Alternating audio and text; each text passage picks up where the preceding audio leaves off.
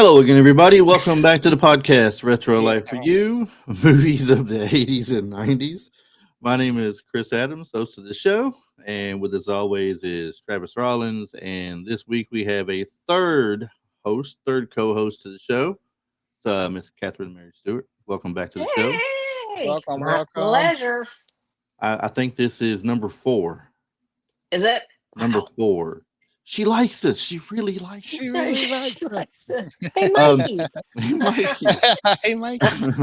I think last time you were on, Travis didn't get to make it. It was me and my I friend didn't. Tim, and we did Night of the Comet with you, Hmm. if I'm not Yeah. mistaken. Then this time, we are doing Weekend at Bernie's. We'd planned this a while back. Actually, we planned this a really long time ago, if you remember, and you had a better idea, which I jumped all over, which was getting Lance to come on with you, and we did Last Starfighter. Because apparently, in my background on the wall, that's my one of my favorite movies. Oh, I love it. Look For at Um, sure. that. I didn't see yeah. that before. Oh, you don't you might not remember it, but you've seen it. Oh, I'm sure I have, but Uh, I see it I now mean, again. your name's on it, so you signed it. So that's Okay. why. Well, That's I why. saw it up close. Yeah, you saw it up close and personal. I think Yeah. both of you actually did, which I am very thankful Nice. for. Um, but I just seen you recently too. Hmm. We were in Lexington, Kentucky, Yep. and you guys were doing a Weekend at Bernie's reunion there. That's And I right. almost changed my shirt just now when Chris told me about the B. Arthur, the ongoing B. Arthur reference through the show. I said, well, I'm going to go get I my Golden Girl shirt and put it on. I I don't I can't remember to save my life. I said when we went to the panel, you guys brought up B. Arthur. I think Terry Kaiser brought up B. Arthur. Yeah, there was a whole I'm trying to remember as well. I've never done a panel with them before. The three guys. I've been there. I did one other reunion thing like a long time ago, but I've never done a panel, and I learned all sorts of new stuff too. And I'm trying to remember what the B. Arthur reference was. That's really funny. I don't know, but Um, they all three were quoting it, and yeah, it I might have wish I been. could have. I I really know wish I could Jonathan remember. Silverman had. He's so funny. He's just Yes. really super funny, and I forget I forget what the reference was now too. He is super goofy. The first time I seen him was I think the movie was Girls Just Want to Have Fun. He played Yeah. Shannon Doherty's brother, I think, in the movie, and he had a couple of really funny, memorable parts in that. But Weekend at Bernie's, hands down, is his funniest for me. Yeah. Yeah, Yeah, that's the classic, isn't it? it is. It really was it was really fun doing that panel with those guys because like I said, I learned all sorts of new stuff. I was on location with them the entire time, but I only worked well, I didn't work very much. They were there every day, all day, because they were in every scene. Mhm. And so they really sort of established all sorts of stuff that I wasn't really a part of or privy to. So it was really fun listening to all their references and stuff like that. What was the B. Arthur thing? That was so funny. Anyway, they had all those inside things. I would just show up every once in a while. I'd be so happy to just be working because, we shot mostly in North Carolina, Wilmington. And at that time, I don't know what it's like now, but then it was just this little town. Dino De Laurentiis had a studio there, and we so they had the cruise or something like that, and definitely a studio. But I worked, maybe I don't know while we were there for a month or whatever it was, maybe 5 or 6 times maybe.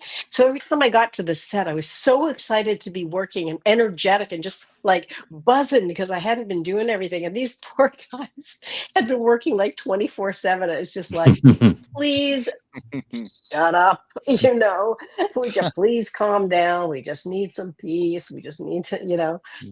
Anyway, but it was so much fun. We had so much fun shooting that thing.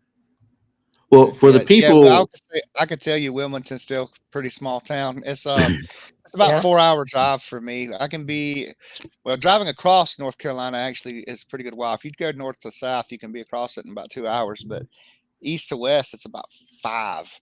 East to But west is really, really far. it's a long one. But It even is. OBX, which is a really popular destination. Still, you know, hundreds and thousands of people a summer. It's still a quaint, I guess you would say, type town. It's not like huge. You know, you've got the Kitty Hawk Kite thing there, then the Wright Brothers Museum and everything. But Memorial, yep. it's yeah, it's still not grown up big like surrounding areas like Atlanta or like a beach town like Daytona Beach or something like that.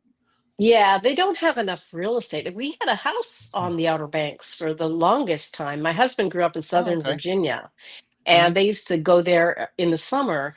And he, in the 80s, or in the 80s at some point, built his first house out there. And when you came across the bridge, nobody ever turned left, Hmm. and they only turned right towards Kitty Hawk and all that stuff. Hmm. And then he built a house. His father apparently thought he was nuts because it was like there was nothing up there. It was just like a sandbar basically. Well, Right. now we actually just sold that place in December, Hmm.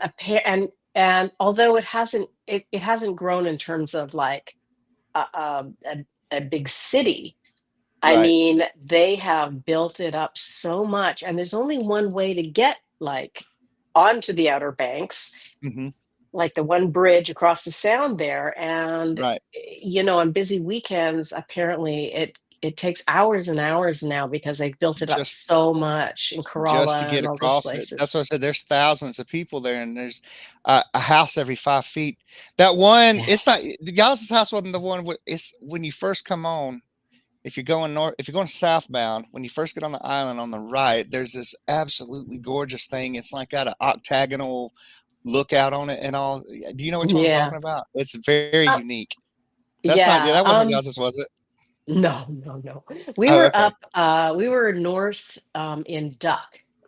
Do you know Okay. where Duck is? Yeah. Yes. Yeah. So Yeah. up in that area, and no, it was just we were right on the beach, which was really wonderful, in a community called Sanderling, which was Hmm. also great because you couldn't like overbuild and all that other stuff, but it's just gotten so crazy busy.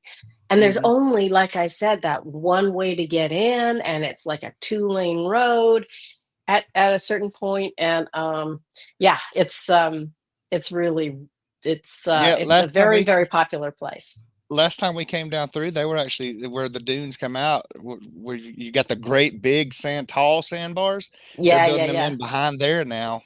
They're Yeah, yeah, for they're sure. stuffing them wherever they can get them. It's popular for sure. It's very popular, yeah. See, They're all good this talk time. making me miss Florida now. Thanks a lot. Aw. Yeah, don't be dogging on Tennessee now. I just got Yeah. back from Tennessee. Oh, I seen Yeah. that. Yeah, yeah. 4 hours away, he can't swing his way through and come see me or something. Yeah, That's 4 hours great. That's away, fine. couldn't come That's on by. fine. Yeah, that's No cool. problem. He's not holding it against you. Not at Oh, all. yeah, Not at yeah, all. Nashville's just cool. a whole Na- other I state. mean, you- tell your wife next time I said Nashville's cool. She can come visit that. You Right. gotta go to them hills of Tennessee. Yeah. You don't want to go Oh, there. I love East Tennessee. That's where my family's from. No, it is Yeah, it's nice. so I'm just pretty kidding, down but there. So and it's so pretty in Kentucky, by the way, when we were there in Lexington. mhm. Oh my Hmm. gosh, it's real horse country and all that. Ah, I Oh just yeah. loved it. And I went to Louisville after that because I have a friend there who's a photographer, and I did a whole photo session with him, kind of doing Nice. a I was gonna bring Louisville up since you mentioned horses. It's where you got what's it called? yeah, Kentucky Downs, or is that what it's called? Kentucky Derby. Kentucky Derby. There. I Yeah. at one point I lived in Louisville for about a year when I Oh, was you married. did. My wife's family was there. We went there and lived about a year, and then came back to Tennessee. It wasn't for us, but yeah, we were about 10 minutes away from the Derby, Oh, is that and right? Yeah. people there love that place. That's a big event every year. Yes, Well, it it's part is. of the steeplechase. Hmm. I have friends who fly out there for that, put on the hat and all that stuff. But Yeah. yeah, but Kentucky, I guess, has been really hit with tornadoes recently, right? There's been a ton of tornadoes gone through there. There's a ton of Kentucky and tornadoes Missouri. everywhere right now. Missouri, Mm, Oklahoma gets a lot of them. Texas has been getting more of mm, them. Kentucky's seen more of them lately. We get our share of them here in Tennessee. yeah, I We're not bet. quite in Tornado Alley, but it's kind of shifted where Tornado Alley Apparently, it's used to be. shifting. Yeah. Yeah, so It's I a little mean, it's crazy. scary, that stuff. Like, I guess here we have raising oceans or something like that, because I'm in Manhattan, so we're right on the water. And they're Right. actually, a lot of the places along the water here, they're literally raising them up to try to protect Manhattan from the rising ocean, which is like, Mm. okay, whatever.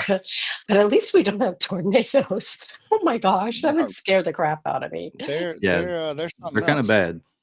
Yeah. Yeah. Oh, Before so we get away disturbing. from the horses, before we get away from Yes. horses, so I have to bring some attention to my tiny little state of South Carolina. That Aiken, South Carolina, is renowned as the horse capital of the world.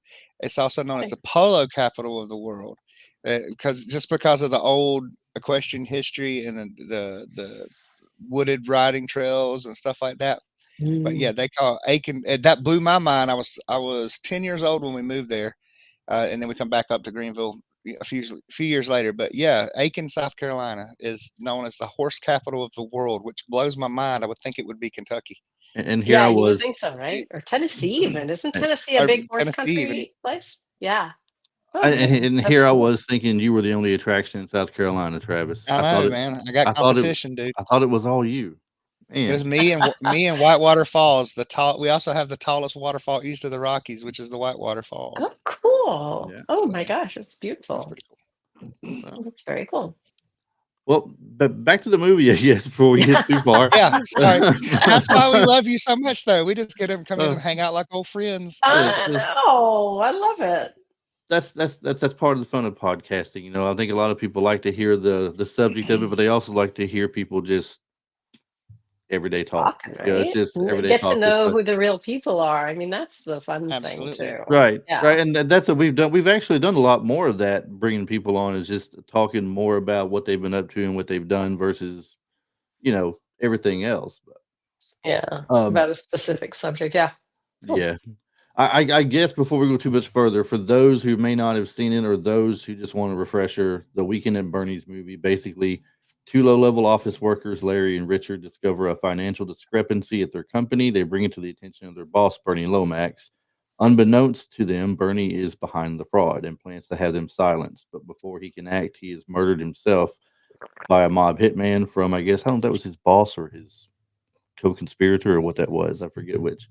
But anyway, they go to his place to visit where he's going to have him killed and find him dead there and pretend he's alive the whole time to avoid suspicion of them being the one to murder him, and hilarity ensues. Um, Hilarity ensues. All right. hilarity. So, and Mhm. I mean, let's where to go here. Stars of the movie. We got Andrew McCarthy was Larry, Jonathan Silverman was Richard, Terry Kaiser was Bernie, you yourself was Gwen, and directed by Ted Kotcheff. Ted Kotcheff had a cameo in there, right? He was what, Richard's father? That's right. Yeah. Yeah. In the scene where we're sort of making out in his living room and Somebody comes out in their boxers and walks across the room. yeah, who's like, Yeah. who is that guy? It's my What was it? just His, say it's what do you call him? His What? butler? his Yeah, he said, butler. "Well, His That's butler. right. That's he right. said, would you do me a favor and lay out my blue suit?" And he's like, "I'm about Right. to lay you out." That's right. That's right. Yeah. Yeah. You gonna let your Ted butler talk Koch. to you that Yeah. way? What's that? Well, I yeah, said, yeah, yeah. yeah. Yeah, you talk to your butler that way, right? That scene was directed by Andrew McCarthy. Wow. He got to Yeah. direct that scene, yeah, because Oh, cool. he's since gone on to direct a bunch of junk, but yeah, he was really interested in directing, and Ted said, "Well, why don't you just direct this one? And I'll be in it." Well, that's good. And Now you've actually sparked a thought just then. Speaking of directing, gonna steer away just a minute, but aren't you kind so of directing something right now as well, or co-directing? yeah, yes, I am actually. I have a friend who's a big Friday the 13th fan, and he's been doing one of those sort of Yeah. you like Friday the 13th too? I like all He horror movies. Yeah, they're fun. And he did a fan film called Victim No More a few years ago, and I directed a couple of scenes in there. He sort of let me direct a couple of things, and So he's doing a sequel to Victim No More called Loose Ends, and it's kind of so Victim No More was a short, and Loose Ends is like a full length feature, but it kind of includes like four separate stories, and then they all come together in the end. And so it's kind of a great concept, and it's in different time periods and everything. Um, anyway, so I'm sort of officially co-director on this thing, Nice. and which is it's so much fun for me. I love directing. I've directed a couple of other things as well, and it's sort of like right now it feels like my sweet spot, you know. I just Yeah. really love doing it. It's so much fun. This thing is because it's just a very low budget, and you know it's the shoot itself is like over we shot some stuff in May. We were shooting some stuff in June. We'll be shooting some stuff in July, and then some stuff in September, just based on everybody's availability. So it's very casual, very laid back, and a lot of fun. A lot of fun. I just want to make sure I got that out there before I forgot. I thought that was pretty cool when I seen that. So No doubt. Yeah. yeah, Yeah, thank you. I appreciate that. yeah. Yeah, that's something So, I really want to do more of for sure. so when it comes to the movie Weekend at Bernie's, do you remember how you got the role of Gwen, or do you remember anybody you may have auditioned against or anything? Or I so I got the call to audition, and it was just me and Jonathan Silverman and Ted Kotcheff, just the three of us. And we went in just in an office. I think Ted really wanted me at that point. I don't know why, but who am I to question? um, I went in and we read a few things together, and I think Ted just kind of wanted to see how Jonathan and I were together, a sort of a chemistry thing, as they call it. Mhm. And one thing I do remember is feeling like I really screwed up. That during the audition, I thought this would be good for me, this movie, because it's like a comedy, which I haven't really done before. I mean, Ted Kotcheff was a very well-known director, Jonathan Silverman, and I knew Andrew McCarthy was in it. So I was very excited to get it. But then I think maybe my nerves got the best of me or something. So we're sitting in this room, just the three of us, and I started reading. I'm like, I screwed up the lines or something. And when I left, I called my manager. I'm like, oh my God, I've totally screwed it up. Please call them and tell them to have me come back, and I'll do it again, and all this other stuff. But I didn't go back. They didn't call me back, and I ended up getting the role. So they must have liked something. They're like right from the get go. Like you said, he must be wanted Yeah. you from the start. He I didn't matter. maybe, I guess so. But sometimes, I mean, this has happened to me before when I feel like I've not done well, that I get the role. And I think that happens with actors sometimes. And I'm not sure why exactly, but We sometimes when you're putting on too much of a character and you're thinking, "Oh, this is good acting." It's like overacting or something like that. I don't know. we are our own biggest About critics. Yeah, for well, sure. that's cool that you added that too, because I was about to ask that very question, like just for curiosity, like what in those situations makes you feel like you did a horrible job, or is it just the nerves, or like what Chris said, the our own worst critics, or Yeah, I overacting? think, yeah, I Sometimes don't know. overacting's good though. Like I love Charlton Heston. Damn you! Like that's Yeah, for sure. But that was also, I feel like that was kind of the style of the day. That kind of acting was this over big sort of, and for and sure. um and now I feel like I've even had to adjust from like the 80s to today, where everybody acting is just sort of like Hmm. I'm like, party. All right. Am I supposed to like this character, or I mean, it depends on the movie, of course, but people play it so realistically. I think, uh, yeah.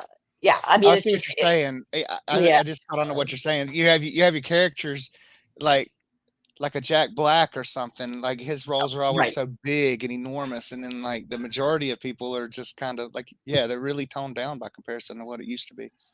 Yeah, I think so. I think so. But you know, whatever. It's all good.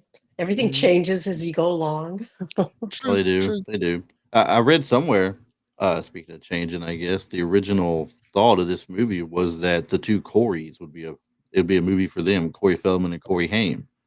Oh, I okay. I just saw that earlier today. I never knew that, and I don't know how much truth there is to it either, because No, just I don't because it's on either. Google don't mean it's true, right? But Yeah, this is true. I Mhm. also like Andrew McCarthy said that they wanted him for Richard, mhm. and he said that well, you were there at the thing. Yeah, He said that he wanted to play the goofy comedic guy because he never gets a chance to do that, and this he right. felt like Richard was just playing the same sort of character over again, and so yeah, when they cast Jonathan, it worked out really well, I think. They could have easily switched roles and played it just as well. Each, as far as the characters that they Sure. were. I mean, Yeah. they're Yeah. very very interchangeable in that. Yep. So, but Yep. I like the way it turned out. Obviously, I mean, he played a great goofy character, and I mean, Yeah. I He was so good. some He was so good in that character. He just like he had that sort of quality of sliminess to him right. Hmm. that really worked well. And he as compared to Jonathan, who was such a preppy, do-gooder, and he was so sleazy in a way. He says, "What kind of person invites you to their house for the weekend and dies like that?" I know. I mean, How dare they? I mean, he everything that's true. I mean, with his character, he made everything about him. Everything was about him and mhm. how it's He was putting him out. he was playing Monopoly and lighting cigarettes for Bernie, like talking to. Right. It's like now it's killing me. Rolling the dice But for him. yeah, he had what was like a fishing line or something tied to his hand, and when the girls would walk by, like both of And them were Yeah, wave. waving. And they came up with that, didn't they? They came up with that themselves. That was sort yeah. of a little spontaneous thing that they figured out, which I think, is of course sometimes it works this way so often in movies, like when you sort of come up with this spontaneous idea and just you throw it in there and there's not a lot of thought behind it. They so often become this sort of iconic moments, right? You A lot see of that one Right. improv. all the time. I mean, like in Night of the Comet, when Kelly Maroney, Sam, is shooting at the car and the gun keeps jamming. And Tom Everhart was like, "Just say, Daddy would have got us Uzis." There's a whole kind of a back story to that. Just the fact that he said that, but I mean, that became like the iconic thing in the movie, and that was totally spontaneous. I mean, Tom said, "Say this," It does that make you wasn't in the wonder. script at all. It makes you wonder when you watch a movie these days how much is improvised and how much was legit written for. Because a lot of improvised things, all like you said, always make the cut and just Oh makes it so much more yeah, fun. especially with really good comedic actors, right? That are just Mhm. like on a roll. And Yeah, yeah, that must be so much fun to have that freedom as an actor to just like sort of go bleh, Mhm. as that's like opposed every to being Robin able to Williams movie there ever was. oh right. They just Oh, tell him Robin Williams. get on camera and tell him just go at it, do it, just do your thing. That For sure. he's crazy extreme, I think, for that kind of thing. That would be really hard to keep up with too. You just have to Mhm. like relax, take a breath, and let him go and try to respond. That's like watching him. One of my favorite things. So Robin was one of the ones that really resonated to me too, growing up on him, and then when I became an adult and struggling with addiction myself, and then finding the humanity of Robin and him advocating for a recovery and the things that he went through, depression and the Lewy body dementia that we didn't know about. And but one of my favorite things was seeing him on those few episodes of Whose Line Is It Anyway, to where everybody's improving and he is just like you said, you just let him go. He's the master. Like improv, nobody touches him at improv. He's Yeah, just everywhere all at once. yeah. Excuse me. But I had heard too. which they're coming out with a new movie. I think it's called The Last Ride. That Cheech and Chong, their old movies, they said they would just come up with a premise and then just go at it.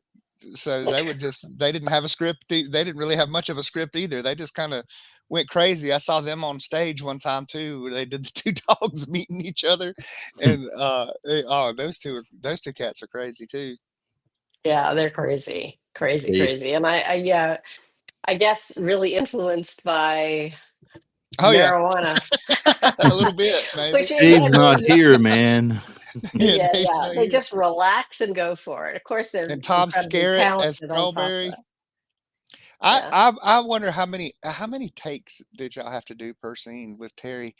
Like the part we were just talking about where they were out on the beach and my man was playing the Monopoly and what he smacked, like I would fall out. He just smacked him on the head with the daggum fly swatter and Because a he fly, falls down. right? Because a fly was getting And at he him. just sitting there with a You, smirk. I know. So much, so many brilliant things about Terry's performance as a dead guy. I It's mean, amazing.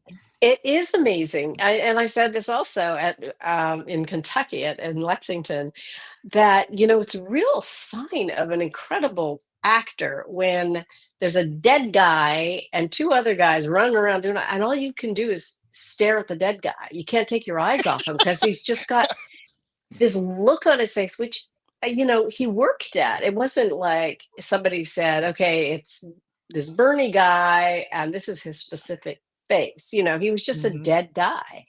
So he came up Right. with that smirk, and I think they Hmm. added the glasses, and I don't know, but that was all him, and it's hilarious. He's Funniest role hilarious. he's ever played, and he didn't say a word. Didn't say Oh my he was gosh. dead, for God's Right. sakes. Yeah, I'm yeah, That he saying was is dead. funny, How do you funniest bring a thing. dead guy to life? You hire Terry. Yeah. exactly. You hire Terry Kaiser. I mean, he's so great. He's such a great guy too, such a character. But yeah, he talked about how he kind of was like, okay, so I'm dead. Well, that's not that interesting. What can I do to make it interesting? And he sure did, man. He figured Yeah, it out. that's classic. He is fairly honest when he talks about stuff too. Somebody asked him this out of the blue and said, "Well, this isn't really Bernie related, but what was it like playing in a horror movie like Friday the 13th?" And he's just like, "It sucked. It flat out sucked. All right, you're outside at night. It's dark. It's cold. Yeah. It's wet and rainy. It sucks."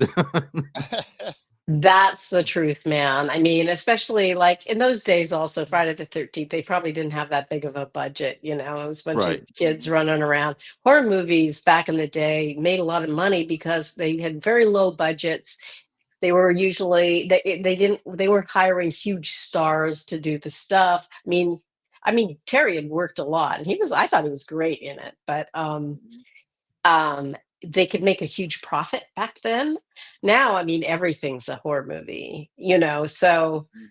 people love horror movies. That's never died, that's for sure. I just saw, oh God, what's it called? It's the one, I'm really terrible at this. The um, Final Destination Oh yeah, Oh, movie. the new yeah, one. I yeah, haven't seen the And new one yet. yeah. oh my There's God. a funny thing on the side of on the side of a truck. It's a reference like one of the previous movies about one On a real carrying. logging truck. Yeah, real logging truck. Right. Yeah, Yeah. yeah. I did see that. There's something about That that the is other day. featured in this movie a couple of times, a login truck. Mhm. And I, I'm not sure if I've ever seen one before. My husband's seen them. This is like the sixth one. He looked it up, and he was telling it's like a Rube Goldberg. You know what a Rube Goldberg thing is, where uh, something taps something, which makes something happen to something, Oh, which drops into something. I mean, Mhm. that's what the movie is this whole Rube For sure. Goldberg thing. And I mean, I was screaming and laughing through the whole thing. I didn't know what to expect at all, And what's except wild that is he that's the said, way all of them are. And if I'm not mistaken, in the very first Final Destination movie, the very first uh death in there was the logging truck. The chains broke loose of the logging truck, and all the logs came out into the street and just what banging was the through John cars. Denver? What was the John Denver song that would play? Because no one could hear that song afterwards and never think of anything but Final Destination. Was it no kidding. It wasn't Take Me Home, was it? Oh gosh, I mean, I don't remember if it was "Take Me Home, Country Road" or what it was. It was a John Denver song Almost heaven, though. West Virginia, Virginia. Blue Ridge Mountain, I don't Shenandoah River. see hearing that. I don't think it was it. Then I'm I trying. don't What was think another? What was another popular song he did though? It was a. I swear I'm not gonna be right until I figure out what song it is. Um, so I got to look it up, right? I Yeah, love look it anything. up. I'm I love curious anything that now. references. I love anything that references our old Blue Ridge Mountains. You know, we're one of the oldest mountain Hello. ranges in the world. It's beautiful. What did you say? Rocky Mountain High.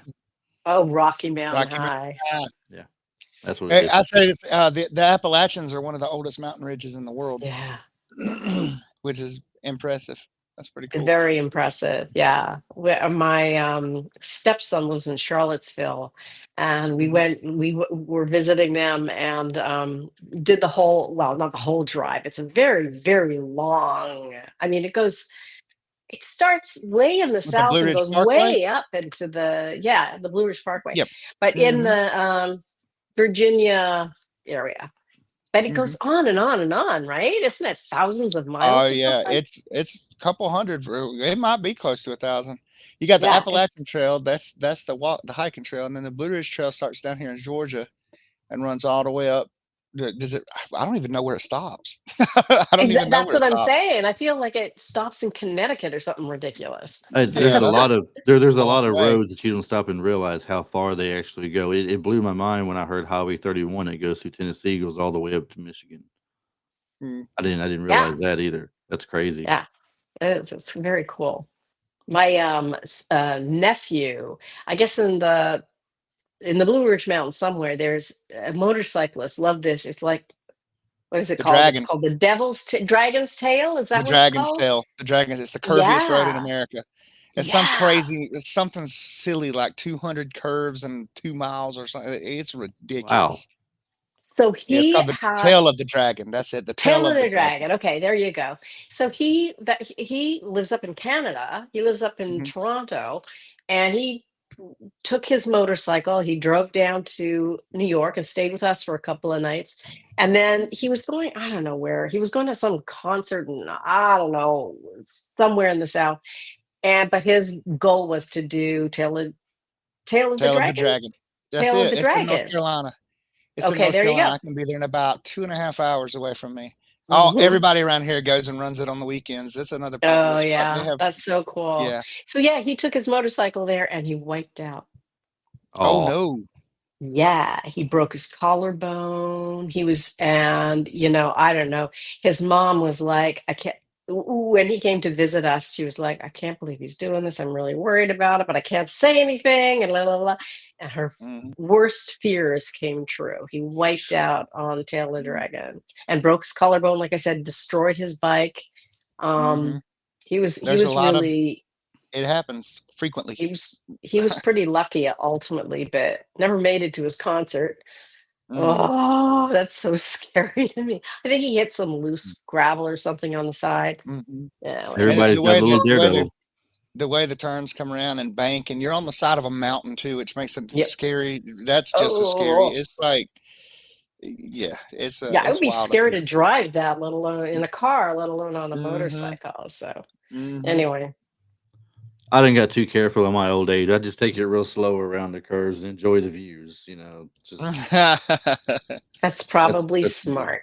That's I me. said That's with probably Highway 40 smart. being with Highway 20, Highway 26 and Highway 40 being tore up like it is, we have to go up the back way through Tennessee. So we go up through Nantahala, Yeah, that and still isn't fixed yet, is it? there's some serious roads up there too. I had Tasha smacking me on the arm this past weekend.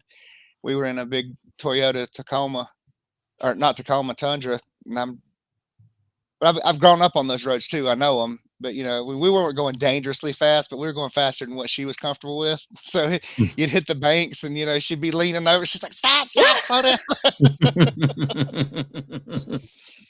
Especially if you're not used to them. I mean, we don't even have a car in New York. Mhm. We sold our car like 20 years ago because we just left it parked. Manhattan. We live in Manhattan, and everything is like either you take a taxi or something, or public transportation, like the subways or even a bus is actually great. Buses are great here. And also, you can walk a lot of places here. So we haven't had a car for years. So whenever we rent a car, it's sort of like, just put it this way, I've become a lot more conservative with my driving Hmm. since I've not owned a car. Like when I lived in LA, I was just like crazy person.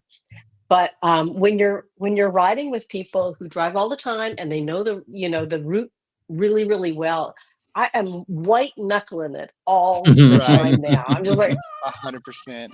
Uh, my so teenage I years. can I can relate to what your wife is going through. Uh, Right. I couldn't imagine Travis being in Manhattan. I'd get mugged every day probably because I'd be walking around going like this. Yeah. Right.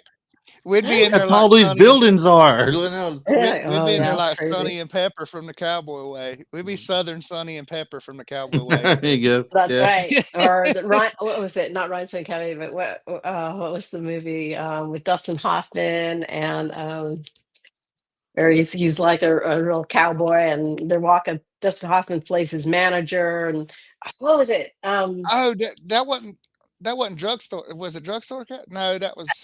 I'm thinking of Dean or whatever. Not Yeah, Dean. damn it. Was it the drug? Well, It wasn't a drugstore cowboy. no, it was called Drugstore Cowboy. It was called something Cowboy though, I think. Um, God, God darn it. Anyway, that was so fun to watch. How fun? In So I got this, to ask you. I'm sorry, I didn't mean to interrupt. no, that's okay. I was going to ask you. So there's a new one out on Netflix. My wife and I just watched, and we thought it was going to be funny, and we had no idea it was going to be so emotional. This movie so emotional. She's like, it's a 10 out of 10. But now I have to Oh, know, how close are you to Staten Island, and have you ever eaten at the place known as of the world? have you been I forget watching the that? actual name of it. It is that. We thought it was just going to be funny because it had Vince Vaughn in it. It is so Yeah. emotion. It's so emotional. Oh my god! Oh, It's like, cool. I love that stuff too. I love to cry. I love to laugh. I love to cry. oh, I you will absolutely love this on Netflix. It's called Nona's, and it's based on a true story. That little restaurant. I can't remember. He named it after his mom, but it's called. It's the name of his mom or whatever, and then Nona's of the world, and the name of the movie is just Nona's. But yeah, his mom passed. He's Italian, and he grew up with his nonna cooking and everything in the kitchen. And so he's like, his mom passed and everything, and him and his best friend uh, buy an old restaurant in Staten Island. And his dream is he's going to get all the grandmas to cook home cooking because food is love, and he wants to feel like family and stuff. So when you watch the commercial, it's like this is going to be hilarious. It's got Susan Sarandon in it. It's got a few other people, nice. and then when you get to watching it, oh my god, it's like so. I miss my grandma too. I miss my. Oh, It's like oh yeah, it's good. It's really oh, I good. love it. Um, I love it. Yeah, But it's in Staten Island if you get a chance. Staten and It's a Island real is Midnight Cowboy, by the way, was the that's movie. what it is. Thank you. Oh my midnight. God. I would have been like, I totally would have been on the computer looking it up if we hadn't figured it out. Midnight Cowboy. That's a great, hilarious, and it's set like in the 70s in New York, where it was pretty rough. I mean, New York was bankrupt. It was in bad shape in the 70s. And people always remember that kind of time period where it was very rough, a lot of crime, a lot of stuff going on. Um, New York is not like that anymore. It's very tame, it's very homogenized. I When I hear New mean, York, I think Blue Bloods now. That's Blue Bloods, well, yeah, there's that's blue, what I think of. yeah, yeah. That's Tom Selleck, right? Yeah, it's Blue the Bloods. You know, the little police show they had on TV. That's all I think Right. of when I hear New York now is Blue Bloods. Yeah. No, I think New York is like apparently per capita, it's one of the safest cities in the country. wow. Believe it or not. I know it's That hard to imagine. yeah, Most people that's don't think surprising. that at all. Mhm. I've lived here since 95 or something like that.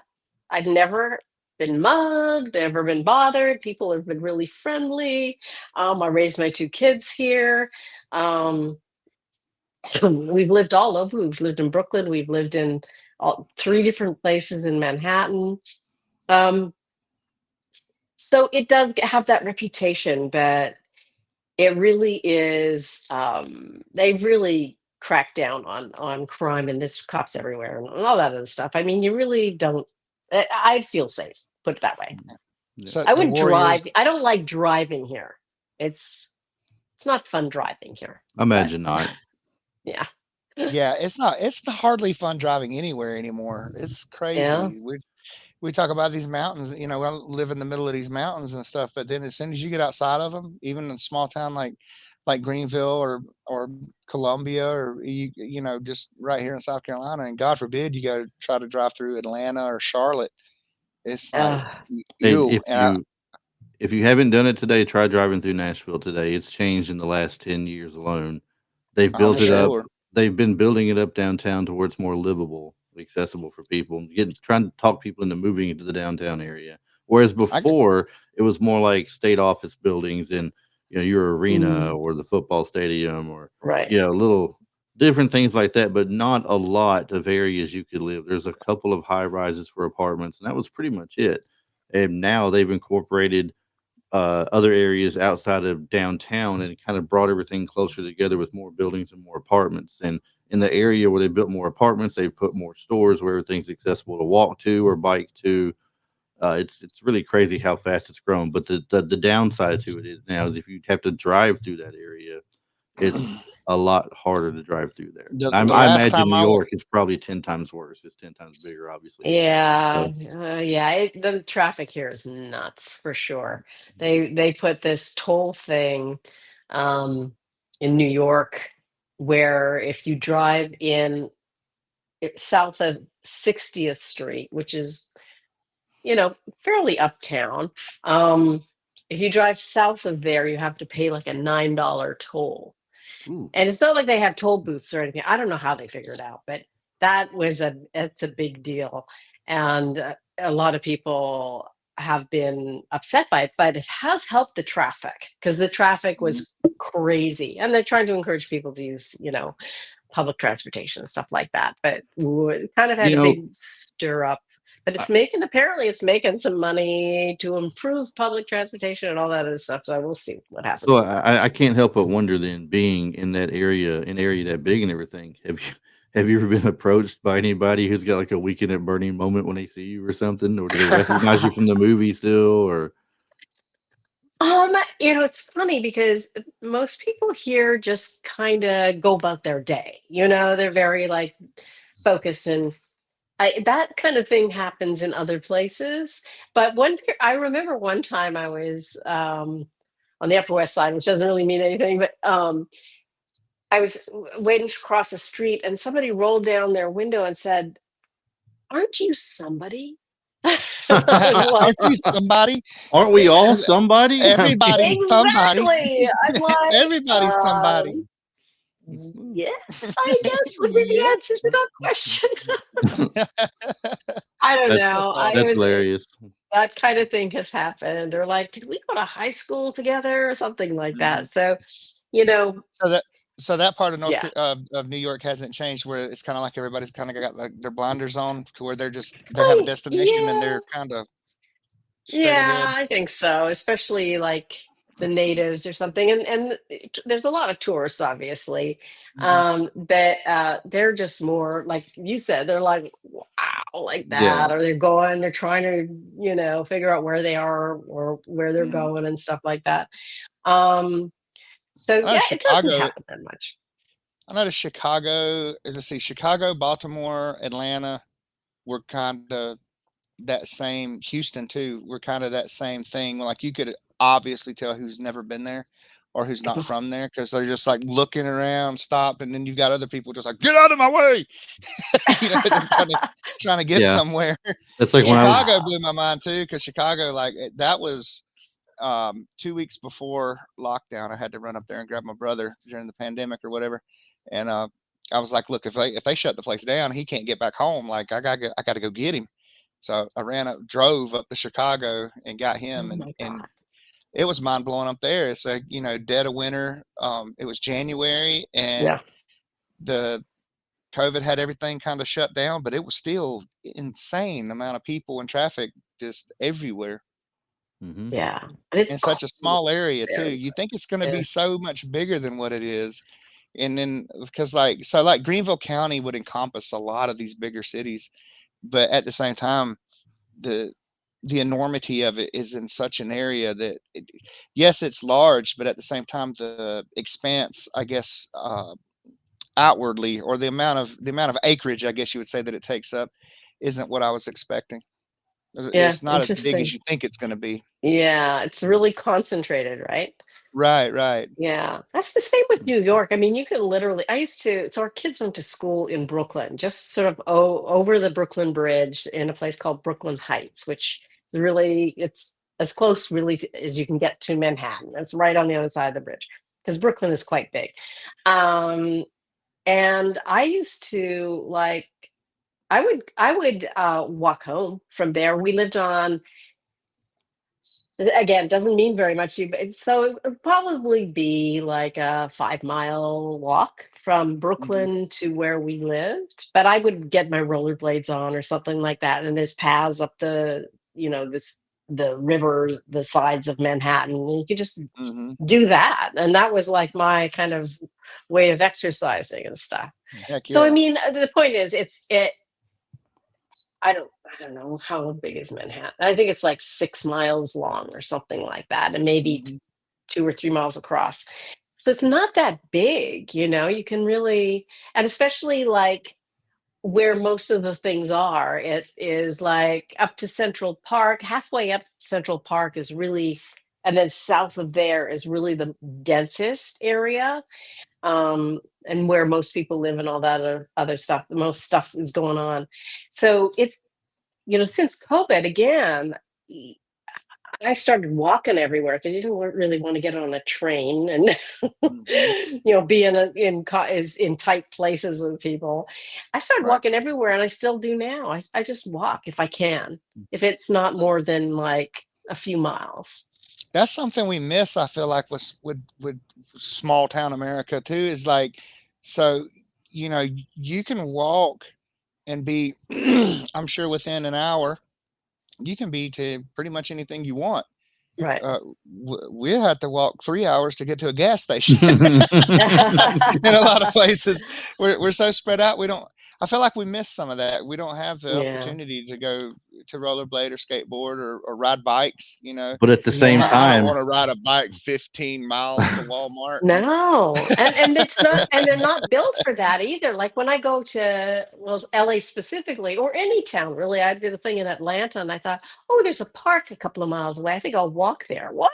No, there's That, that, highways, and you're sort of walking along the side of the highway, and people are right, looking at you like you're absolutely out of your they're trying to mind. find where your right. car broke down at.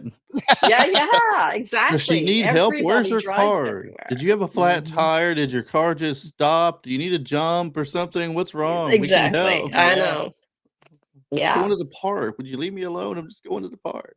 I just going know. for a walk. I know, but So cities aren't built for it anymore. They're Uh-uh. built to drive. You get in the car, you get on Yeah, the freeway or the highway or the whatever road it is, and there's expansive. very few sidewalks. Hmm that's something that I feel like is better for us and our environment, is to have that concentration. I know it sometimes we're like, especially us country folk, was like, oh, I don't want to go in there. There's too many people.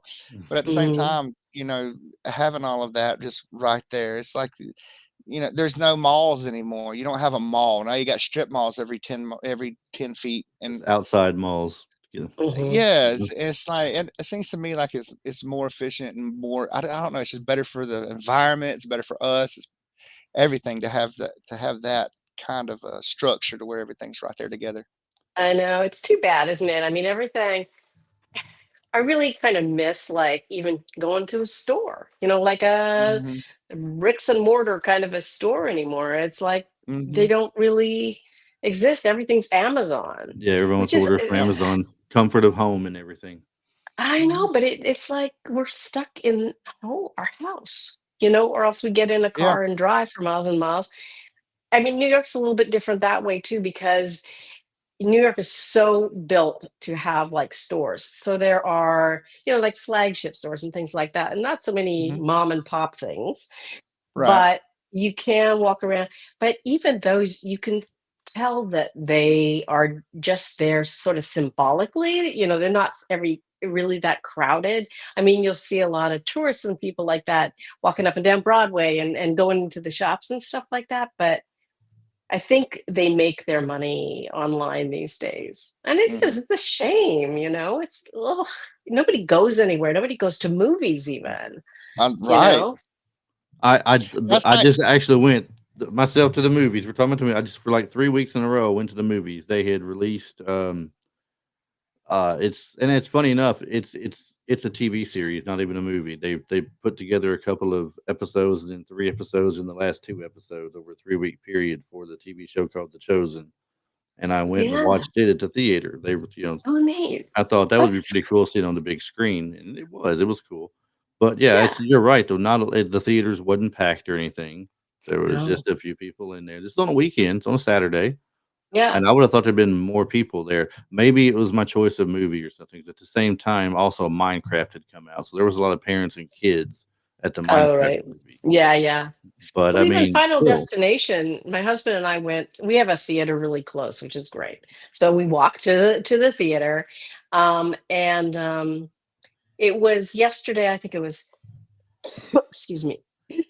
I think it was a 2 p.m. screening. We go during the day if we can, but it was Saturday. There was mm, hardly anybody in there, and it was.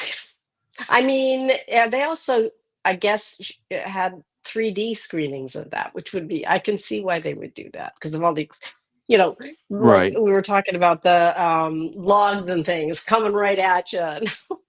Hmm. Part of it might be the cost of the movies these days when you go.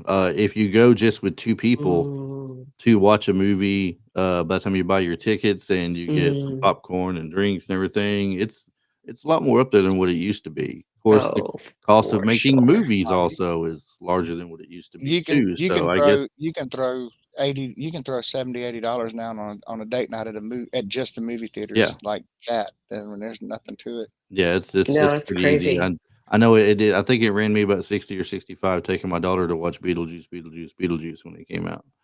So Yeah, that it's crazy. I mean, it's expensive. Like the popcorn is so expensive. Everything is so expensive. But maybe they have to charge that too because they just don't have the people well, coming in. I don't know. from what I understand, the cost of the tickets covers the movie rental that where they bring the Is that movie right? in. I had a friend who Yeah. used to manage one, and he said the popcorn and the drinks and the candy and stuff like that, that's profit for the movie theaters. But everything, Yeah. the ticket price, that's based on what it costs these days to get a movie to be brought in to screen it, and then how many screens Yeah. do Mhm. you have of it of the same movie? If you're showing it on Yeah. 5 screens, whatever it costs times 5 is what it costs to then you get a recoup for that movie. So, everything though is a little bit crazier today. It's not just movies, but it's just what it is. It's moving forward and everything's It gonna change. is. I hope that we get the whole COVID thing where everybody was shut inside and had everything had to adapt to that. And one of the kind of byproducts of that was the fact that companies realized that they didn't really need these giant offices because everything's online and people saved a lot of money without people going places. Mhm. Like even for me, I mean, everything now is self-tape auditions. I had this audition for a commercial and there was like 4 pages of instructions because I it was self-tape. And it's like we used to go to a casting place and they would have their cameras set up and a casting person and somebody running the camera and they would tell you what to do and you go in, you do your thing and you leave. Now we have to do it all ourselves. It's the We same got to thing make for sure the voiceover lighting. people too. The Yep. voiceover auditions. If you have a quiet place in your house or a good sound recording, and they'll tell you how they want it to be, and then you record that and send it into them, and maybe you'll get it, maybe you'll not. You'll wait to hear from them. And now they require with voiceover, you have to get the special setup thing. It's like you can't just record it. You have to have this very, very specific kind of system, and which I never ended up getting because I was like, it costs a bunch a month to have it. And I don't know, it's sort of like this direct online, the quality's better and all that other stuff. And I was just like, this is ridiculous. We Mhm. have to now, as actors, do everything. Yeah, there's, Mhm. a casting person is like, oh, then sort of they'll say, oh, it's if this is saving our planet because now you don't have to go out in your car and go places. You just have to stay there. All right. They don't do anything. They don't do anything. They just That's one of the fall. things That we makes were me so speaking with. mad. Who, who was it, Chris? You just brought up the voiceover. Um, Neil we Ross. spoke with Neil. Thank you. We were speaking with Neil Ross a couple of weekends ago, and we had brought up the what we had brought up at the beginning here, jokingly, was the AI stuff. Um, Mm, and talking about how the actors have to do everything nowadays. And the scary thought now too is taking the deep fake stuff that they call it to another level, to where, if you have a clip of someone's voice, you can make a whole movie with them just off yeah. of that, Oh, with the tonalities absolutely. and stuff. That's a scary thought too, because it takes so much of the art out of it. It takes so much away from the performers and the artists that give us what y'all give us. That to me, I think the death of creativity and the ability to just outright steal from creative and people and artists is the scariest Yeah. thing about AI to me. I don't think we'll let it take over the world, but what it's going to do to artists and excuse me, content creators, not content in the manner of what I mean, TikTok, but like writing books and Mhm. scripts and Absolutely, absolutely. I mean, voiceover is probably one of the most vulnerable things, and our union is trying to protect us and all this other stuff. But it goes even to like background actors who make their Mhm. living as extras, in the background. They don't need them anymore. They just stick them in. You know, Mhm. Yeah, yeah. it really does affect it really seriously affects the entertainment industry for sure. And of course, it's all driven by money. If they can save money one way or the other, then they will, and they'll do it. And it's fast and it's Hmm. cheap and it's good, and it gets better and better as they go. But I know, yeah, voiceover actors are really freaking out. Yeah, and even newspapers and things like that. I think it's the New York Times or something is suing somebody for using their material. But Oh, for how do sure. you You could just track tell them, Well, it? hey, you can say, hey, Chat GPT, write me an article about so and so and include this, and then that's what I was boom, about to you've got. say. Yeah, It's like, exactly. Yeah, I they just yeah. have to like Google it, and AI just goes I so fast, and they find all the information, and boom, it's there. I will. I do personally go to ChatGPT for some things. Like I Mhm. went and I will say, generate me a list of podcast episode titles based on, we'll just say today, the movie Weekend at Bernie's. I haven't Yeah. done that yet, but I did do a thing where it says, I said, generate me a guideline for a podcast episode based on Weekend at Bernie's with co-host Catherine Mary Stewart on there. I typed all that in Okay. exactly, Yeah. and it Yeah. brings up a list of things, just a list of things to talk about or ask or something, different type of segments you can throw in there, and it Hmm. generates one title. And the one title it generated was "Dead Men Do Wear Plaid." Looking back, looking back at Weekend at Bernie's, and Yeah. I thought, well, that's kind of cool. But Yeah. I mean, at the It's same time, creative, though, right? like he said, if you're asking to write an article for you, anything that's been online and it scrapes the internet and it finds Which is everything now, right? everything. Yeah, it's going to find this, and it may clip 4 or 5 sentences from 2 or 3 different articles from the New York Times or you know Any place. Yeah. whatever, yeah, any place, that's Yeah. up there, or just somebody that, an author that puts things online on their website has put in and kinda snips from it, and you don't know where it's coming from, you think it's something unique until you find out somebody's trying to sue you for plagiarism. and Right. Right. Right. that's the thing about it too, is in certain capacities, it is a wonderful tool. My wife is a licensed professional counselor who specializes in autism, and there's sometimes that she needs to get, like Chris just said, like a questionnaire, or she needs to get her thoughts organized, and she can't make them make sense. the way she has them jumbled up or whatever. And she's so busy doing intakes, and she's got her fingers in so many different projects. So she may come on and be like, write this, or make me a commercial for the, or something like that. And it's does a wonderful job for that, especially Hmm. for people who don't have the monetary means to hire someone to help them do things like that. So I feel like in certain Yeah. capacities, it is a useful tool, but it's like we have to keep an eye on how far it goes. And I feel like also this was going to be, I know we just hit an hour mark. So I wanted to ask you too, if you've seen, just touching on this, it made a question come to my mind, that with that being the way it is, I feel like it takes away a lot of freedoms for us as actors too, because you do have to worry about, with assistants like that, you have to worry about if it is it plagiarizing or this and that. What are some of the, with societal changes and with technological changes, what are some of the freedoms of the movie making process or the creative process that you've seen kind of die off? We're talking about how things have changed so much, and it's so sad that we've seen certain things go away in those nostalgic moments. So what are some of the things that you've seen to change, possibly, maybe not necessarily for the worse in like a catastrophic way, but in a kind of a, we used to do it this way and it was more fun and more creative, and allowed us to be more free in our art.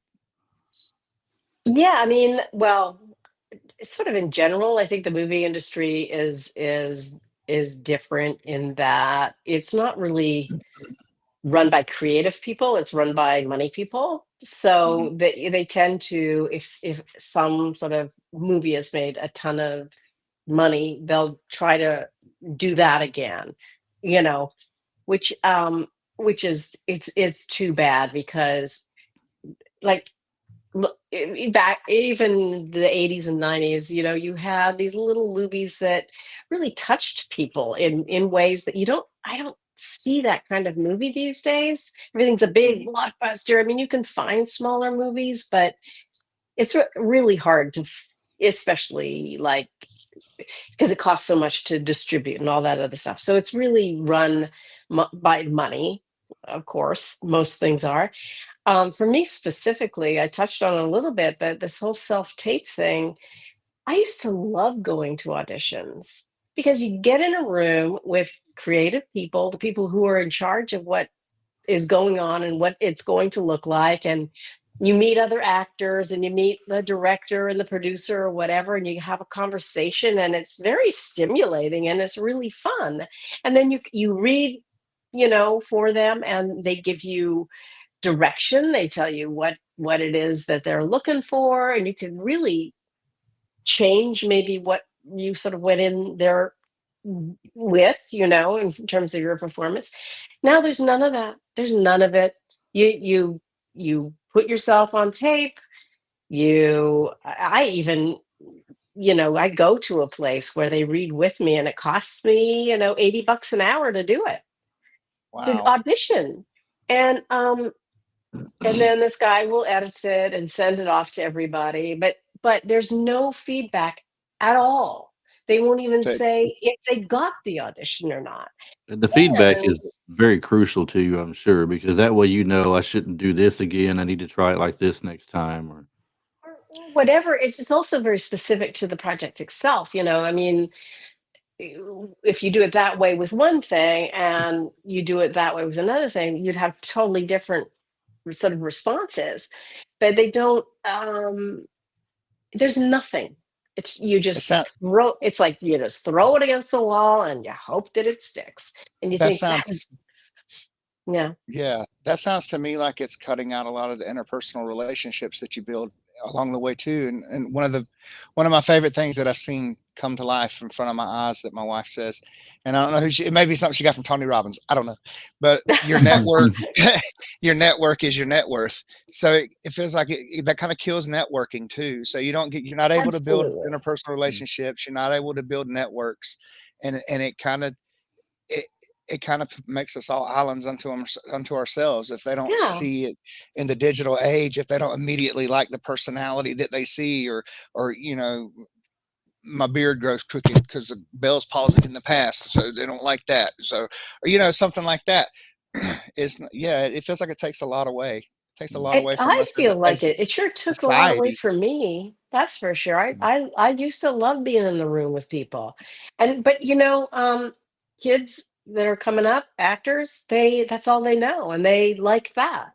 But again, it's like the chances of you getting a job are smaller because they can take in so many auditions at once. They can get 500 instead of 80 or whatever. We used to go to the thing and they'd have every 15 minutes, they'd have an actor or something, and they'd do it over a period of 3 days or whatever it was. I don't know. I can't do the math at this moment, but you really had a chance to show who you were and what you could bring to it. And in this case, you just don't. And all they have is like a little picture they can swipe, right or left or whatever it is you do to ignore something. Like Tinder for After movies. like after like 3 lines, they're like, nope, and they just do Yeah. that. And ugh.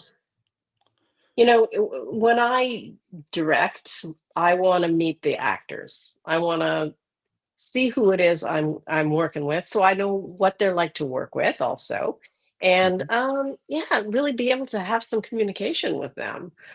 But yeah, I mean, I think a lot of actors complain about that, but what can you do? They have no interest in bringing back the old fashioned audition process because they don't have to. And Mm. actors will do anything, they'll go, "Oh, I have to do that now, okay," Right. yeah, it's too bad. For sure. I'd like to get a couple of last things from you. I know, like Yeah, he said, okay. we're at the hour mark. I don't want to keep you all day or anything. Yeah, thank you. Uh, uh, but you guys mentioned at the Lexington thing we read at the Mhm. panel, there was a story about when y'all were doing the scene where I guess Bernie would wash up on shore. Uh, and everybody always likes a funny story, so hopefully you could remember this. I can't remember how it went. Uh, the director, they said, was asking something along the lines of, can you please stop making the water come in? Can you make the water stop coming in? Can you control the ocean, please? And Yeah, yeah, Ted Yeah. Kotcheff was quite a character. I mean, they were also telling stories about how they would be, doing this scene and it's really funny and everything, and Ted Kotcheff would be like, "Not funny." not funny.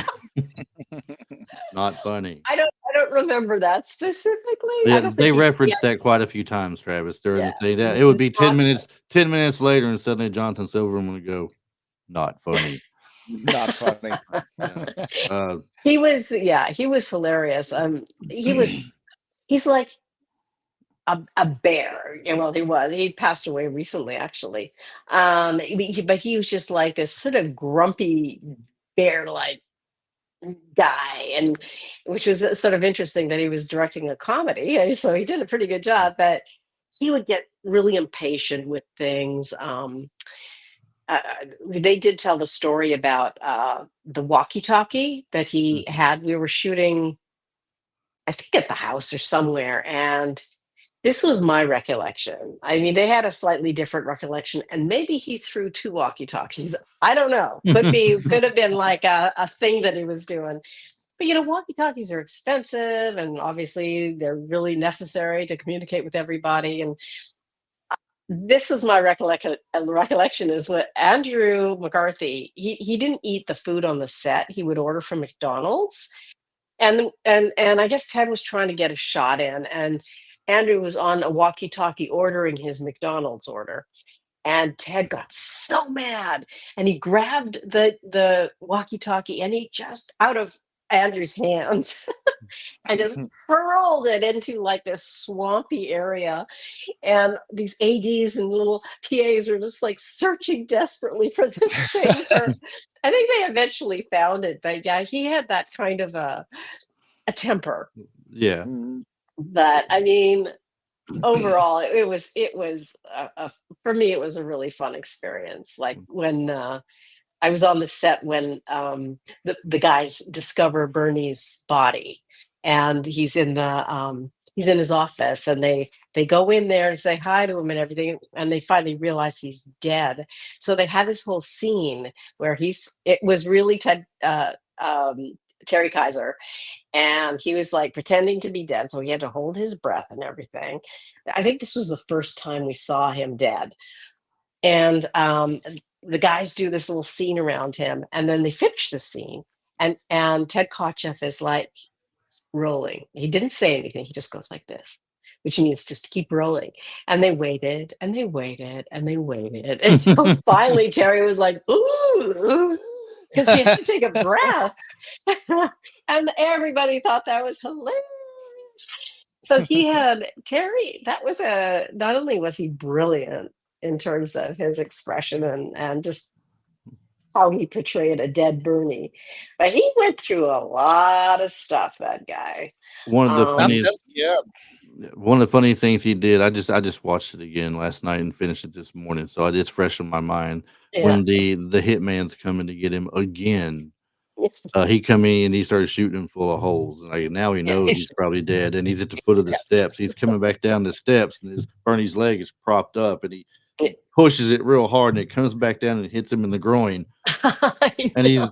he's doubling over and accusing him of kicking him in the nuts and everything. Yeah, And yeah, then, yeah. I thought he was still that alive. That right, was hilarious. that yeah, last scene is what I was laughing at a few minutes ago when there was no reason for me to be laughing. Like I did a couple You were chuckles. thinking about it. yeah, It's that very scene. No, I had it playing on mute yeah. on the television, and I noticed something else in there too, talking about all the stuff he had to go through, the to mimic the rigor mortis, where they had him laying. They brought him in, and it was right before the hitman showed up. You came in looking for looking for someone. Richard, yeah. Richard, you came in looking for Richard, but right before that, he was like halfway on the couch, but he was holding his body straight, so like his ab muscles and his neck was like. I'm like, boy, he had to, he had to work for that role. He worked Yeah. hard and he got hurt too. Yeah, I mean, just because he had to be so rigid, and there were things like the boat where he's tied to the back of the motorboat and then he goes flying out because they hit a wave or something. Right? And that whole scene is pretty iconic too. That was the one scene when I read the script, I thought, this is gross. I mean, this is kind of disgusting. So, they're driving this motorboat as fast as they can, and they hear this dong, Dong. dong. And they look behind him, and it's Bernie banging into the buoys. And I'm like, oh my God, who's going to think that's funny? And of course, everybody's thinking it's the funniest thing. But when they were doing that scene, they would hit these waves, and Terry, it was really Terry. He was he was tied to the boat, but he was like bouncing, and he jammed his butt into the back of the boat, and he really hurt his back. I mean, he cracked it or something. It was bad. So yeah, it wasn't. This is the easiest job, that's for sure. But it was so much fun. I was telling my friend that went with me, um, when they were announcing everybody bringing you guys out, and the host was like, "We have a special treat for you," and blah blah blah, and along with so and so, we have also at the last minute brought in, and then they introduce you out there. And I looked at my friend, I said, "You're welcome." And Aw. he said, "What's that supposed to mean?" I said, "I told her about this like a month before it happened, and she didn't know it was going on." I said, "Hey, do you think you could get here for this? Could you Yeah. make this con?" I said, "If you make it, I will make a point to go to it. If you Oh, can yay. get there." So then, as at the last minute, like a week before, wasn't it? They Yeah, they, they it got was you really into it. last minute, and yeah, and it's a big con, it's a big con, Yeah. and so it was my guy who books me, he got me into it. He knows a lot of people too. So I was really lucky for that. But yeah, it was super fun. Yeah, I told the people at Knoxville, I said, "Look, I don't know these people personally. Don't get me Mhm. wrong or anything. Mhm. Anybody can email and make suggestions to them, right? And they won't Sure, know what fans are looking for. And of sure. course, me being a Starfighter fan, I said, "Hey, what's the chances of you landing, Lance Guest and Catherine Mary Stewart to do a Last Starfighter thing?" And he was like, "Well, you never know." And that's all I've got to answer from him. Yeah, Well, you never know. So I took that as in, "Don't hold your breath, kid, and leave me alone." That's yeah, what I took it yeah, as. But anyway, yeah, yeah, yeah. it's the Comic Cons are great, and again, thanks for being there at Lexington. Oh my And gosh, I really um, appreciate you I mentioning that. yeah, I hope you did well there that weekend and everything, and had fun Yeah, with it. great. Um, Travis, you got anything? Any final thoughts here, so we can let her get to her day and Oh, everything? we could talk to her all I day. We got to I let her know, I go. know I it. I know, I know. know. We'll just have to Uh, make it number 5. I love Yeah, it. yeah. You never know. The apple may come up in reference soon. So I mean, Travis is That's already what I want to do. I've got it back on. Look, I so. it's love back it. on right now. I'm going to spin it around. Look, Oh, there you go. oh It's back on my the TV right now. God. You're the light within my Oh, I'm in love. darkness. I'm so in love with this already. I'm telling you.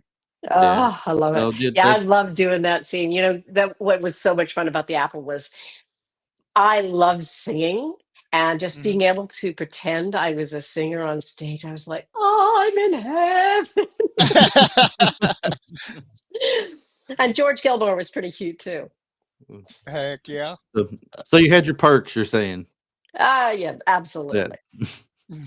All right. Well, thanks for being with us yet Thank again. you, We you we guys. always we always really like it when you come on. You're our favorite person. So we Thank you. appreciate Absolutely. you. We appreciate you being here with us and talking Weekend at Bernie's and of course everyday life. It's like Yep. we said, we've been getting more and more toward this with people that come on, trying to see what they Nice. do every day and what Sure. they like and stuff. So it was a great thing talking about that with you as well. Thank you. My pleasure. It was fun.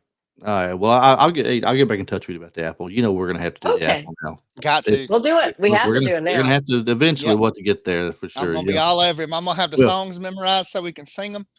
We're going Oh, excellent. it's gonna be a yeah, we're be a going to be good to duet. go. We're gonna a Yeah. duet. I'm gonna have Travis on camera singing. I can use that as blackmail one day because he's not gonna Oh, be yeah. good probably. Oh, it's not going to be blackmail. I don't care. All right. That All right. sounds good. It was All super right. fun. All right. Well, See you thanks guys again. soon. Okay. Thanks again. Thank Thank you. you. Have a Bye wonderful day. Bye for now. bye. Bye bye. Travis, Hmm. we got to end this show here, but man, it's been a blast. Absolutely. Been a blast. The Weekend at Bernie's was a great show, and it's always great, like I mentioned her a while ago, just hearing, what's everyday life like for you. What have you been doing? What Sure. do you like to do and things like that. And I'm glad people are open to sharing that kind of stuff with us when they come on and Well, everything. especially she's so open to talk to us. Her and Lori, the way that we just sit around and talk like old friends. It's such a wonderful experience to have someone that you grew up with or watching, Yeah. on the big screen Well, and huge part of our childhood with The Last Starfighter and Weekend at Bernie's. And, you know, it's just so awesome to be able to get to talk to people like that in a friendly manner. Like, I mean, we feel like she's a friend of we can call her a friend of the show. It's her fourth one, yeah. you know. Well, I said It's a earlier, she really cool likes thing. us. She really She likes loves us. us. Yes, it's very special. That's um, very special. yeah, And I but hope if, that our if she listeners does, feel if like she that's a special thing too. if she does make it to a town near you for a Comic Con, no, you should make a point to go in. She's really nice in person. Oh, I remember absolutely. when I first walked up to the table, I told her, and she saw me walking up there and started smiling. I said, "I told you I was coming. I wasn't going to miss this now." Oh no. But she had said that she had some trouble that day with her, I guess, with the airport with her stuff. She Hmm. wasn't. I think she said something on the lines. She wasn't dressed in what she wanted to be dressed in because they didn't have her luggage or something, or Oh no. I forget exactly what she said. I was like, "Wow, you got nothing to worry about, This is Yeah, you're all right. everybody's just glad you're here today." No And doubt. and the panel was really good. It was really fun to listen to and such. So yeah, if you ever get a chance, if she's in that area where you are, you should check it out. Yeah, I definitely will. yeah. And you tell Tasha I said Definitely. Nashville is nice too. Not just Pigeon Forge and I Gatlinburg. Nashville is definitely nice. will. She Nash. remembers we went there once. I'm trying to figure out which well, I've been through there a few times actually, but we went to the Grand Ole Opry. Mhm. And I'm trying to figure out. I've been for years, ever since we went, trying to figure out which restaurant that is around the corner from the Opry. You leave the Opry, hang a left, and it's like the next road or the road after to the left, where all the restaurants are down through there. There's quite There's a some few down there. famous singers got a restaurant down there, and they got frog legs as big as daggum chicken legs. You order the frog legs, you're gonna think you got chicken legs. They're the best frog legs I ever eat. and I can't remember what restaurant it was. I wish I could tell you, but there's so many around there. I'm not sure what it is. Hmm. So we'll have to find out You know now. what else I like about Nashville? I'll tell you something else I love about Nashville. What's that? Well, actually Tennessee, because they did this in they do this in Gatlinburg and Pigeon Forge as well. You can start drinking at 10 a.m. in the restaurants. Only the alcoholics like that one. Come on. Only the alcoholics. Look, Well, Otis, we got to have a the first time, conversation. look, Otis, the first time I went through Nashville though, uh, I was coming back through, and I had to drive through downtown. If I go through someplace big like that, I got to drive through downtown. Mhm. And it really was. It was like 10:30 in the morning, and I saw people in the windows eating steaks and drinking wine and whiskey, and I was like, "Look, yo, I'm moving here." You know, we're, having, if you're a we're having fan, steaks and drinks at 10:30. if you're a fan of the bars and everything, go down to Broadway. Quite a few people have opened up bars down there over the last 5, 6 years. I mean, I Hmm. think Morgan Wallen has one. I'll say Garth Brooks has one. Kid Rock has Heck yeah. one. Then there's the Well, legendary Tootsies that's been there forever. And now you got oh Laney. yeah, You got Laney Wilson's opened something up down I there. did go to Coyote Ugly when I was in there, but Yeah, Coyote Ugly we was we there. went to Blake Shelton's done real great There for. you go. Oh, I don't know if Old you've been Red or in Old something like Red. that. Old Yeah. Red's is awesome. First time we went there, I said, any man that's gonna put a sloppy Joe and a fried bologna sandwich on his menu, that's my guy. Dude, But that Jason, doesn't surprise Jason, me. I've not been to any of these places, but what you just said does not surprise me. Look, I live here, but and I know what the traffic is like downtown. I don't mhm, go there. right? I would really love one day just to, and then this is a shame. I live here. I should have already been there many times. One of these days, I'm gonna go up there and I'm gonna park in the garage. I'm gonna get there early. I'm just gonna take the day and walk around, hit the different places down there because I haven't been You down there in should, a long time. But yeah. if you're a fan of country music, it's the place to go. There's a Johnny Cash Hmm. Museum down there, which is excellent. The Country Yeah, Music Hall of Fame is right around the corner and within walking distance. You got all these bars we just mentioned. Pick a couple to go get something to snack on. Don't get a full the, fledged meal or anything unless you the just cool want to thing eat some about those DJ. bars too is you never know when the person on, you never know when Jason Aldean's gonna show up, or Right? Blake, or John, any of them. And the Kid cool Rock thing has about what shown up they do, many times down there, especially at yeah. Toots. And what they do too, and the most of the country artists that are starting their restaurants and bars, they're giving a platform for up and comers, new guys, new artists, and bands and stuff. So there's always live music play, Right? good live music playing, Right. Right. good food. Hmm. They're cool places. If you love music and you want some good food, you want a good atmosphere, and if you got the time to do it, I mean, just go down there and spend the evening down there at a couple of places. Hit a couple of them. Hmm. Make it a point to pick two particular ones. Go to your first one. Get you some kind of appetizer to eat or something. Listen to some of the music they got going on. If you like to drink, grab you a drink or something. Then go to the next one. Get you something to eat there. Listen to the music there. I mean, you're gonna have a fun time. For sure. Um, Well, it's been a long time since we went an hour and a half here. I know, but it was worth it. We go It deserves it. an hour and 23 minutes is all well worth it. I That's good stuff. got no issues with No what's going issues. on. Oh, and even as cool as Nashville is, y'all gotta check out Gatlinburg, Pigeon Forge, Sevierville. That's Rocky Top, Tennessee, and then you got Dollywood, like all that heritage and I, history is right there in East Tennessee too. Like I'll Tennessee's be got a headed. lot of it. I'll be headed to Knoxville in July. Toward the end of the summer, just before fall gets there, I'd like to take a weekend and go to Gatlinburg. You But let me know, I'll meet you there. well, I'll definitely try to get there. I'll let you know for sure if it does, if I do. But I mean, Heck yeah, I haven't been there in years and years and years, so way overdue. no doubt. All right, well, Travis, it's been great. Glad you were able to make it for this and everything. I know you always like coming on. We get the interviews and everything, so I'm glad you got to make it. Absolutely. Really hated you missed Yeah. last time though. That hey, the Me night of too. the comment episode was fun. Not that I Tim, I bet. mean, Tim did a great job with me. He was awesome on it, and Yeah. um, so I'm gonna but go out we'll here and sweat in this yard, cut down yeah, some trees. yeah. To get your work out of the way. I got errands to run. You got trees to take care of. But I'm glad you came on. Everybody, if we hope everybody enjoyed the show today. Not going to worry about the whole social media bit. I'm going to make audio here soon to start playing at the beginning of every episode, explaining all these things. We don't have to keep running it down to the end, but catch us on all the social medias: Facebook, Instagram, YouTube, and Yeah. we're on Spotify and iTunes. And if you do go listen, if you will, make sure you leave us a review or a 5-star rating on Spotify. We'd really appreciate it. So, Travis, enjoy And your check us rest of out the at our weekend. website. If you're gonna go ahead and do it, might as well do Oh, the you know website what? at retrolifeforyou.com, I did where you forget can that. listen. You can listen in time on your computer or Yep. whatever you want to do with that. I'm guilty. I forgot. What can I say, man? We've been We had a starstruck big day. today. It's a big day, man. It's a big day. Big day. I don't even So, have a joke for us. well, you know what? No joke needed to end this show. Okay, That's no joke right. needed. So, thanks again. Make sure you hang out just a second before we go, though. But thanks again, everybody, and look forward to you watching the next week with us. So, have a good one.